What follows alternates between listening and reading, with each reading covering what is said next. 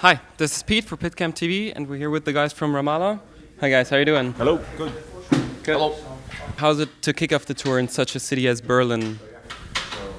Love Berlin. Berlin's, a lot like some of the northeast cities in the States. Boston, New York. Same kind of crowd reaction. Cool. Great city. So have you actually today had the chance to see anything of the city, or just made it here and straight into the venue? Here and straight to the venue. Yeah, I just went and laid down and slept on the bus the minute we got here. I just had to drag my ass out of fucking bed. I'm getting old. It's been quite a while. Can we expect something new from you in the next couple of time? Yeah, absolutely. There's going to be a new full length as soon as possible. I have the material. I've had the material for years. That's half the reason I started doing music again anyway. I got tired of sitting around and looking at the wall. We have a 7-inch ready to go with Bridge 9 right now. And we'll have a full length as soon as possible. Like that's like our main priority when we get back from this, is to start working on that. Get some new music out there.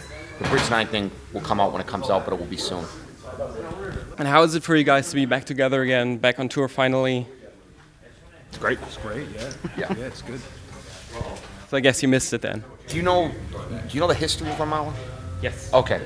Yeah, these are my friends. These are guys that I trust, and that's a big thing. And I'm happy to be out with guys like this. It's important. It's a new chapter. It's a new beginning. This isn't a reunion. This is a return. I can't do anything else with my life. I'm too fucked up. I'd like to. It's not possible. I've tried. So, give in to the undertow and get moving forward, I guess. The last album you brought out, Kill a Celebrity, is focused mainly on society, issues with the society. It kind of gets the impression that it's mainly on the US, but on world things as well. But during the last years, how would you say have things improved throughout the world, throughout society? Or has it gotten worse, even worse? Improve. Things will never improve. It's an impossibility. I mean, mankind just in itself is self-destructive. We're going to be our own end. That's the truth. We're going to shuffle off this model coil. The thrust of the lyric matter on Kill Celebrity is largely an indictment of American society. We got a lot of flack. People assuming that we were dabbling in global politics, which we weren't. And it wasn't even American politics, it was American society, American perspective. That's what it was an attack on. And I got every goddamn right to do it. I'm an American. I'll piss on it if I want to. I can say this: the new music is going to be much more personal. There were songs on Kill a Celebrity that were intensely personal. Songs like "If I Die Today," songs like Oscar Cotton. That's the thrust of the new material. That's just where I'm at. That's where I've been. So that'll be the nature of the new material. A lot of harrowing, Hunter-esque stories.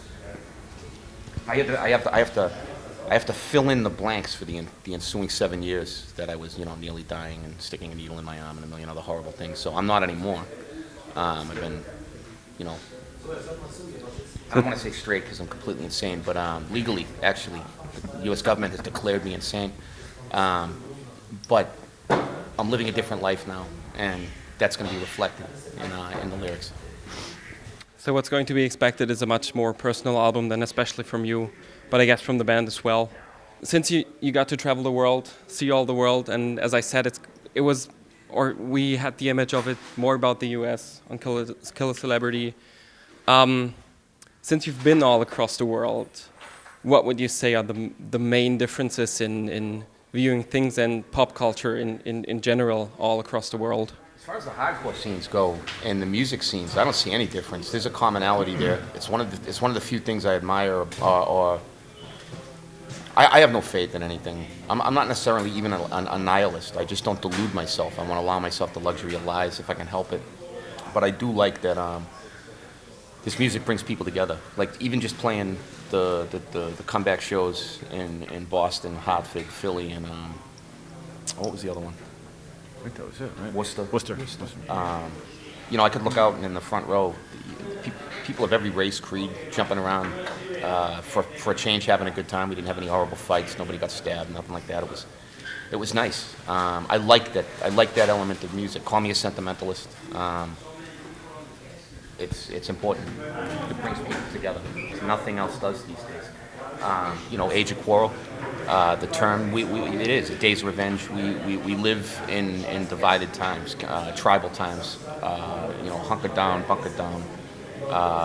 Believing only in our camp and pissing on everybody else. I like to see what music can do.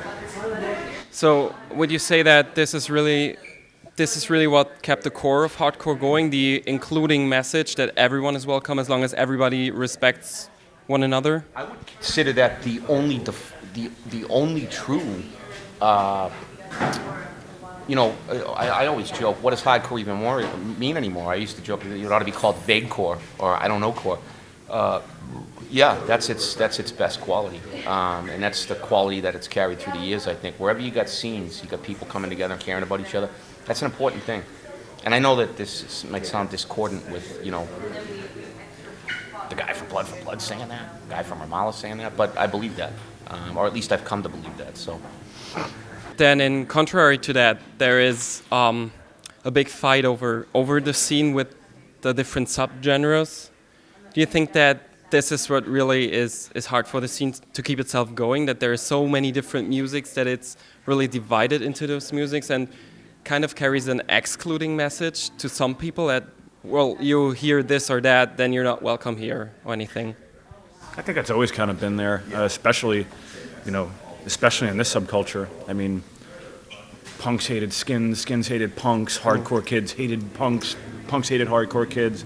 They all hated metalheads. Like nobody got along.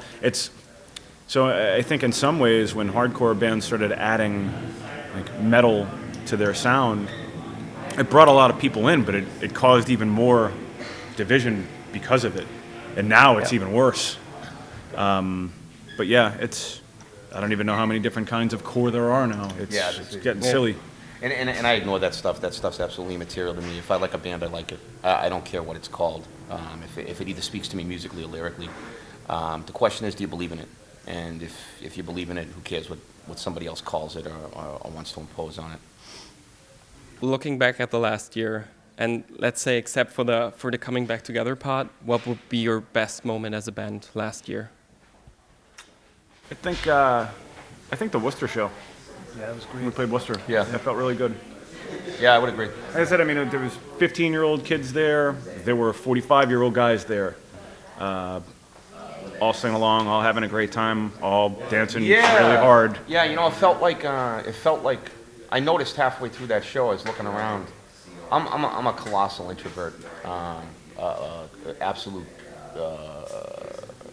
hermit, shut in, and I realized at that show that I would have gone to that show whether we were playing it or not, and it reminded me of why I went to shows when I was 16 and 15.